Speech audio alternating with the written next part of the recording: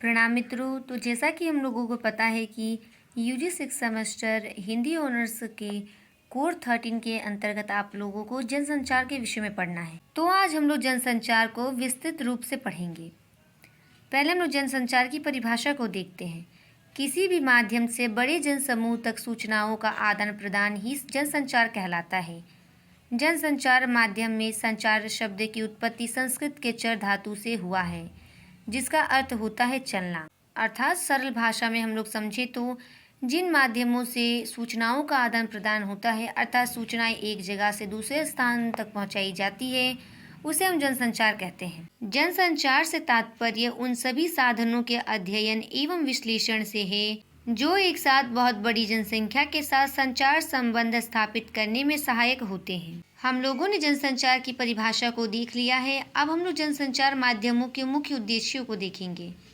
इसका पहला उद्देश्य है विभिन्न प्रकार की सूचनाएं देना। जैसा कि हम लोगों को पता है कि जनसंचार का अर्थ ही होता है सूचनाओं को एक स्थान से दूसरे स्थान तक पहुंचाना। तो इसका पहला उद्देश्य है विभिन्न प्रकार की सूचनाएं देना, जन सामान्य को जागरूक बनाना, कठिन संकल्पनाओं को सरल व व्यवस्थित रूप में प्रस्तुत करना, समस्याओं व उसके निदान को प्रस्तुत करना, सूझबूझ उत्पन्न करना, विभिन्न घटनाओं पर अपना मत बनाने की उत्सुकता पैदा करना, जिज्ञासा, कल्पना शक्ति एवं सृजनात्मकता को पैदा करना, व्यवहारिकता से सिद्धांतों को जोड़ना तथा व्यवहार में परिवर्तन लाना, समाज तथा व्यक्ति से एक दूसरे को पास पास लाना, अंतर्राष्ट्रीय मंच से व्यक्तियों को जोड़ना, किसी सामाजिक अथवा अन्य विषय पर विशेषज्ञों की चर्चा करना, विभिन्न समस्याओं पर विशेषज्ञों की सलाह दिलाना, मानव को विभिन्न प्रकार के विषयों की जानकारी देकर उसे निरंतर शिक्षा से जोड़े रखना, यानी शिक्षा को वास्तविक रूप में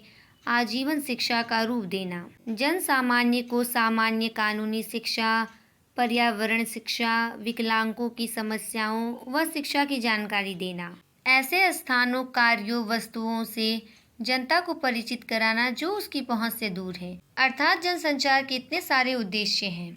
अब हम लोग जनसंचार के प्रकारों को देखेंगे, जिसके दो प्रकार यानी कि प्रिंट मीडिया और इलेक्ट्रॉनिक मीडिया को आपको 6 सेमेस्टर के अंतर्गत पढ़ना है। तो चलिए हम उसके प्रकारों को देखते हैं। पहला है प्रिंट मीडिया। प्रिंट मीडिया जनसंचार का सबसे पारंपरिक रूप है। इसमें एक ऐसा मंच होता है जो मुख्य रूप से समाचार पत्रों, पत्रिकाओं, प्रकाशनों, पुस्तकों, उपन्यासों और कॉमिक्स जैसे लिखित संचार का उपयोग करता है। प्राचीन काल से प्रिंट मीडिया की सिफारिश की जाती है। आज के डिजिटल युग में कहीं ना कहीं प्रिंट मीडिया ने अपनी पहचान खो दी है, क्योंकि समाचार पत्र ऑनलाइन हो रहे हैं और लोगों को उनकी स्क्रीन पर जानकारी प्रदान कर रहे हैं। अर्थात जनसंचार का प्रिंट मीडिया प्रकार आदिकाल से चलता आ रहा है, यानी कि आदिकाल में घटित हुई सभी घटनाएं हमें पुस्तकों के माध्यम से प्राप्त होती है, जो कि लोगों ने लिख करके रखी है। चाहे वह धर्म संबंधी कोई घटना हो, या किसी युद्ध संबंधी कोई घटना हो, या किसी देश से संबंधित, किसी राज्य से संबंधित कोई घटना हो, सभी प्रकार की घटनाओं को लिखित रूप से रखा गया है और उन्हीं सभी पुस्तकों को पढ़ने के पश्चात हमें आदिकालीन घटनाओं के विषय में पता चलता है। इसीलिए प्रिंट मीडिया का जनसंचार में एक महत्वपूर्ण योगदान रहा है। हालांकि सारी चीजें ऑनलाइन उपलब्ध हो जाने के कारण प्रिंट मीडिया ने अपनी थोड़ी सी पहचान खोई है, परंतु जनसंचार में प्रिंट मीडिया का योगदान महत्वपूर्ण रहा है। तो चलिए अब हम लोग प्रिंट मीडिया के प्रकारों को देखते हैं। इसका पहला प्रकार है समाचार पत्र। समाचार पत्र प्रिंट मीडिया का सबसे लोकप्रिय रूप है।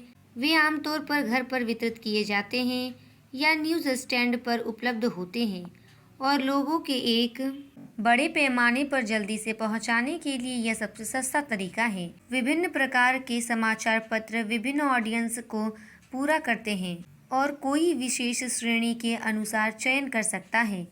पाठक विभिन्न प्रकार के समाचार पत्रों की एक विस्तृत श्रृंखला से चुन सकते हैं, जिसमें स्थानीय, क्षेत्रीय या राष्ट्रीय शीर्षक दैनिक, शाम, साप्ताहिक या रविवार के संस्करणों में प्रकाशित होते हैं। समाचार पत्र स्थानीय, राष्ट्रीय या विश्व समाचार के अलावा अक्सर खेल, मनोरंजन, व्यवसाय, फैशन और राजनीति सहित सामग्री के मिश्रण के साथ विभिन्न पाठकों को लक्षित करते हैं। प्रिंट मीडिया का अगला प्रकार है समाचार पत्रिका।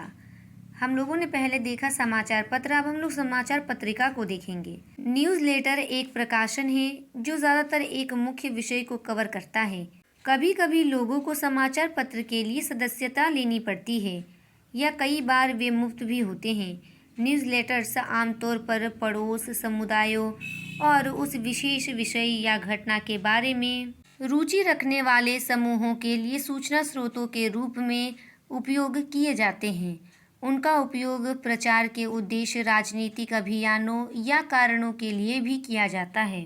न्यूज़लेटर्स का उपयोग कई स्कूलों में माता पिता के लिए एक संचार उपकरण के रूप में भी किया जाता है, जो उन्हें इस बारे में जानकारी देता है कि स्कूल में क्या नया है। कई कंपनियां ग्राहकों और कर्मचारियों को सभी जानकारी प्रदान करने के लिए समाचार रणनीति का उपयोग विपणन राजनीति के रूप में करती है। इसके आगे हम लोग अगले वीडियो में पढ़ेंगे। तब तक के लिए धन्यवाद।